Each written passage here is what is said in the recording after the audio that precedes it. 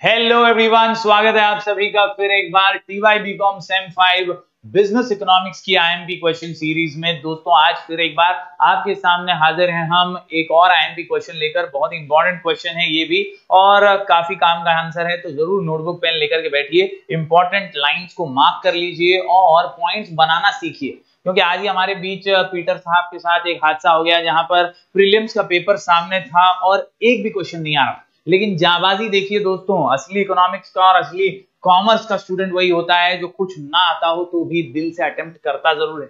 और यही आपको भी सीखना है कि फेकोलॉजी ठोकोलॉजी की ताकत को आप पहचानें, मॉड्यूल्स को आप दिमाग में इस तरह से फिट करें कि यार आप कोई भी आंसर आए, आपने चाहे वो पढ़ा हो ना पढ़ा हो, based on the knowledge of the module you should write anything and everything. मतलब मॉड्यूल के बारे में तो मालूम है ना कि एग्रीकल्चरल पॉलिसी के बारे में मॉड्यूल है, तो उसका क्वेश्चन आया तो एग्रीकल्चर और agriculture marketing, agriculture research, agriculture policy, जो भी आता है सब लिखो उसमें। अटेम्प्ट करने का ये सबसे बड़ा मंत्र है, remember to repeat, repeat to remember. ये याद रखिए और बार बार पढ़िए, क्योंकि याद रखना है। और याद रखिए कि बार बार पढ़ना है। आप बार बार पढ़ेंगे नहीं तो भूलते रह जाएंगे और पेपर में ब्लैंक हो जाएंगे। तो please make sure that you repeat, जितना हो सके उतना ज्यादा रिवाइज कीजिए और आगे बढ़ते रहिए। चलिए फटाफट से आगे बढ़ते हैं और क्वेश्चन को समझ लेते हैं। आज का हमारा क्वेश्चन है role of infrastructure, that is social infrastructure with reference to education. पिछली बार अपन ने हेल्थ वाला किया था, अब एजुकेशन वाला है। दोनों में से एक तो आता ही है एग्जाम में और फेमस है, पास पेपर्स में भी आ चुका है। सामाजिक इंफ्रास्ट्रक्चर, हेल्थ और एजुकेशन, इसकी दोनों मजबूत पिलर की तरह होते हैं। और यहाँ पर एजुकेशन की हम बात करने वाले हैं, कितना जरूरी है लिटरेट होना, कितना जरूरी है शिक्षा का होना, और वही यहाँ पर समझाया गया इंट्रोडक्शन में। India is a nation of young people, हम नौजवानों का देश है। According to census 2011, youth population in the age group 15 से 24 इन इंडिया कॉन्स्टिट्यूट्स 19.1%। यानी यार युवाओं का देश है। This is being considered as a major demographic dividend for India.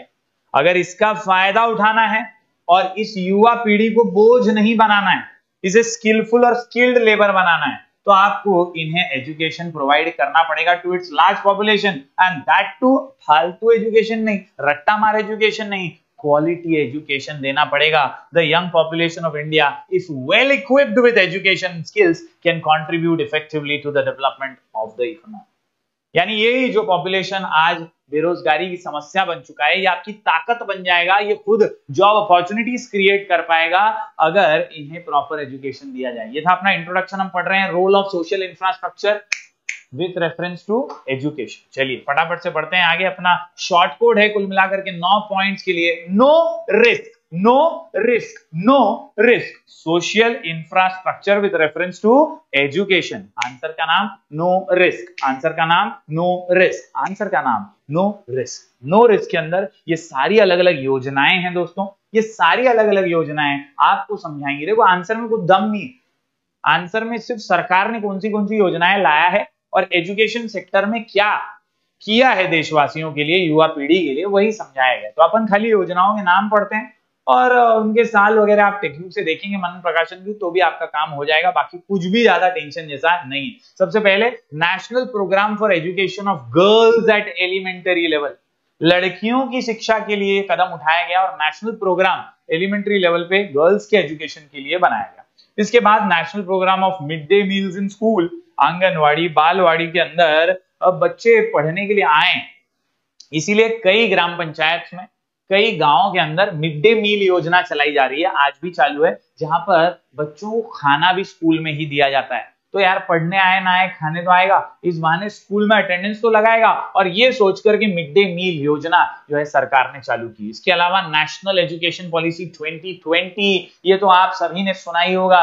नई पॉलिसी के तहत बहुत सारे बदलाव सरकार ने देश भर के एजुकेशन को सेंट्रलाइज्ड करने के लिए लाए हैं, और वही है हमारी नेशनल एजुकेशन पॉलिसी 2020। इसके अलावा राष्ट्रीय माध्यमिक शिक्षा अभियान, इसके बाद राष्ट्रीय Uchchatar Shiksha Abhiyan, inclusive education for the disabled at secondary stage, जो हैंडीकैप हैं, जो डिसेबल्ड हैं, उनकी पढ़ाई भी जारी रहनी चाहिए, उनकी पढ़ाई भी मजबूती से होनी चाहिए, इसलिए inclusive education for disabled at secondary stage. Then Sarva Shiksha Abhiyan सबसे फेमस, जहां हमारे महाराष्ट्र में तो 1ली से 8वीं तक सबको पास कर दिया जाता है, वो सर्व शिक्षा अभियान के तहत ही है, right to education.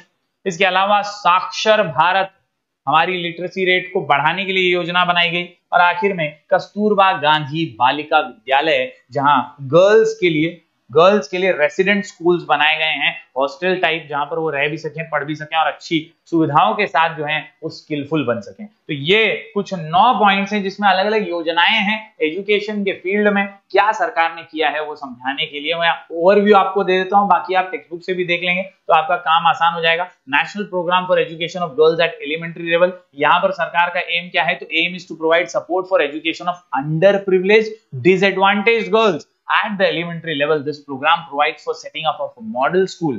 Her cluster में, हर जिले में, हर एक ग्राम पंचायत में कम से कम कुछ ऐसे मॉडल स्कूल होने चाहिए, कुछ ऐसे आदर्श स्कूल होने चाहिए जहां पे महिलाओं की, लड़कियों के एजुकेशन के लिए सुविधाएं हों और फैसिलिटीज दी जाएं and supervision of girls enrolment in the schools. इसके अलावा national programme of mid day meal जैसा मैंने बनाया, यूनिवर्सलाइज्ड किया गया प्राइमरी लेवल को सितंबर 2004 से ही। It makes provision for providing cooked meals. क्या मिलता है वहां पे? खाना मिलता है, कुक्ड मील्स मिलती है to children studying in government aided and local body school, मतलब आपकी महानगरपालिका, नगरपालिका, ग्राम पंचायत, जिला परिषद की सभी स्कूलों में ये स्कीम चलाई जाती है, बच्चों को खाना दिया जाता है। It has played a major role in increasing school enrolment and school attendance. जो गांव के बच्चे पढ़ने आते नहीं है, कम से कम खाने के बहाने तो आ जाएंगे और फिर उनको पढ़ा भी देंगे। ये अटेंडेंस के मामले में काफी अच्छी स्कीम साबित हुई है।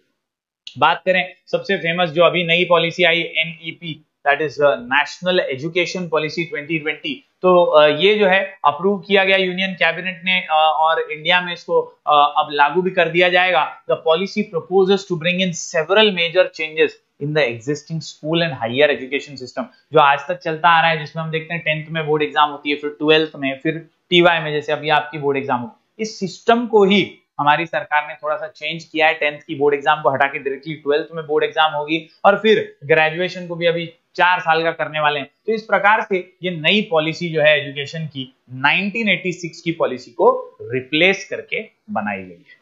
बात करें दोस्तों राष्ट्रीय माध्यमिक शिक्षा अभियान की, तो यहाँ पे it is a centrally sponsored scheme, केंद्र सरकार द्वारा लॉन्च की गई, जिसमें 2009 में सेकेंडरी एजुकेशन का एक्सेस इंप्रूव करने के लिए, और लोग 8वीं 9वीं 10वीं भी पढ़ें, 8वीं तक तो पास करते उसके बाद छोड़ देते, तो 8वीं 9वीं 10वीं भी पढ़ें, सेकेंडरी एजुकेशन, उसके अलावा 11वीं 12वीं हायर सेकेंडरी एजुकेशन भी वो प्राप्त करें, इसलिए उन्हें मोटिवेशन दिया जाता है। The objectives of the scheme are to achieve an enrolment ratio of 75% for classes 9 and 10 within 5 years and to improve quality of education at secondary level. ये माध्यमिक शिक्षा मतलब सेकेंडरी, याद रखने का, ठीक है।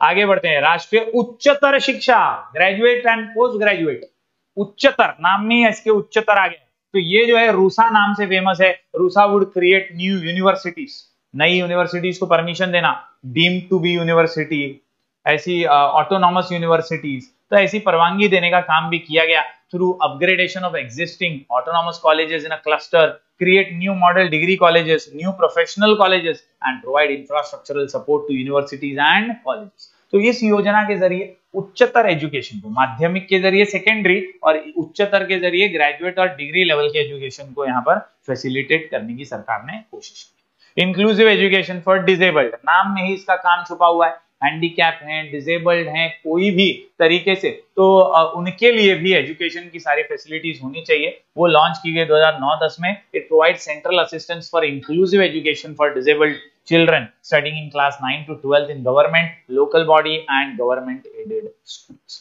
आखिर में बात करें सर्व शिक्षा अभियान की, तो फेमस है, सबसे ज्यादा पॉपुलर अभियान है शिक्षा के क्षेत्र में, और एक कानून ही एक तरह से बनाया गया, राइट टू एजुकेशन नाम का। This act makes it mandatory that every child has the right to education, हर बच्चे को पढ़ने का अधिकार है। ये चाइल्ड लेबर नाम की बीमारी को दूर भगाना है, तो सबको शिक्षा देनी है, सबको शिक्षा दिलाना है, और शिक्षा अगर सबको दिलाएंगे तो फिर बचपन से ही कोई चाय बेचने के लिए छोटू नहीं आएगा। आपको हमेशा से एजुकेशन के मामले में राइट टू एजुकेशन को इंप्लीमेंट देश में करना था, और इसीलिए सर्व शिक्षा अभियान जो है वो निकाला गया। Satisfactory and equitable quality of formal school which satisfies certain essential norms and standards, मतलब बेसिक एजुकेशन तो हर किसी का हक है, वो उसको मिलना ही चाहिए, जो सर्व शिक्षा अभियान के जरिए लॉन्च किया।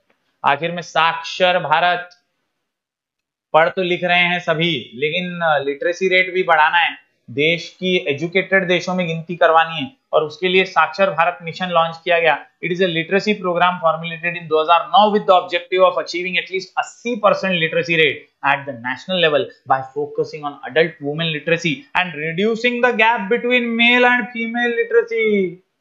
गैप को कम करना है, महिलाओं को पढ़ाते नहीं है, 12वीं 13वीं के बाद तो शादी की बातें करने लगते हैं। कहीं ना कहीं लिटरेसी रेट बढ़ाना है तो गैप कम करना है मेल और फीमेल के लिटरेसी का, and to not more than 10%, ये उतना ज्यादा नहीं होना चाहिए गैप, इसका ध्यान रखना है। तो इसके लिए ये स्कीम जो है साक्षर भारत मिशन, ये तेजी से काम कर रही है। और आखिर में कस्तूरबा गांधी बालिका विद्यालय, ये नाम में ही वंस अगेन इसका काम छुपा हुआ है। ये कस्तूरबा गांधी जी के नाम पे जो है शुरू किया गया बालिका विद्यालय यानी गर्ल्स विद्यालय है, और यह अर्बन और रूरल एरियाज के अंदर ज्यादातर शुरू किया गया है।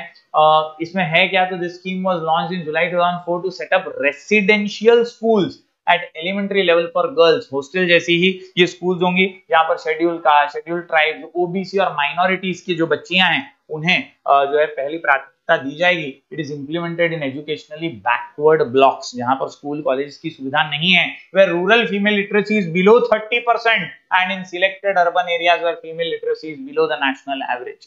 तो ऐसी जगह जहां पर महिलाओं के लिए सुविधा है ही नहीं, जहां पर महिलाओं को पढ़ाया ही नहीं जाता है, जहां उनका लिटरेसी रेट बहुत डाउन है, उधर के लिए ये कोशिश की गई है। उम्मीद करता हूं दोस्तों आपको ये पूरा आंसर समझा होगा। कुल मिलाकर के 9 पॉइंट का answer social infrastructure with reference to education, social infrastructure with reference to education, no risk, answer का नाम नो रिस्क। टोटल 9 पॉइंट्स हैं, लिख कर ले लीजिए, नोट डाउन कर लीजिए। हम ऐसे ही लेक्चर्स लगातार आपके लिए लेकर आते रहेंगे। फॉलो कीजिए sky education official Telegram channel को, यहाँ पर पीडीएफ नोट्स और वीडियो नोटिफिकेशन हर सब्जेक्ट के मिलेंगे आपको। प्रैक्टिस के लिए एग्जाम पेपर्स भी इधर मिलेंगे, तो जरूर जरूर जरूर प्यार बरकरार रखिए। हम मिलेंगे फिर एक बार कुछ और नए वीडियोस के साथ, तब तक के लिए do like, share and subscribe.